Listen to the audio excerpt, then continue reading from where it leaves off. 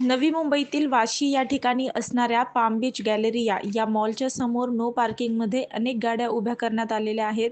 यावर ट्रॅफिक पोलिसांकडून कोणतीही कारवाई केली जात नाहीये. की पाम बीच गॅलरिया मॉल आपल्या समोर आहे. इथे देखील 30 मीटरवरती कोणतीही पार्किंग करण्यासाठी मनाई आहे. आणि इथे आपल्याला ही गाडी दिसतीये, ही आहे ड्रायव्हिंग स्कूलची गाडी. म्हणजे हे लोक आपल्याला शिकवतात कशी गाडी चालवायची, कोणते नियम असतात काय.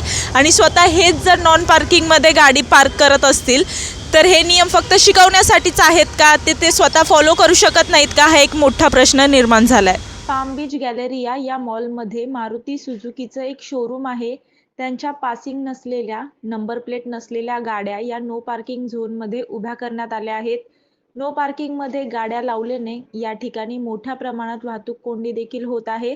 तसेच जो रस्ता लोकांना ये-जा करण्यासाठी आहे, तिथे असे बेकायदेशीर गाड्या लावून या मोठ्या शोरूमवाले काय सिद्ध करू इच्छितात आणि यावर वाहतूक पोलीस का कारवाई करत नाहीत, असे प्रश्न यामुळे उपस्थित झाले आहेत.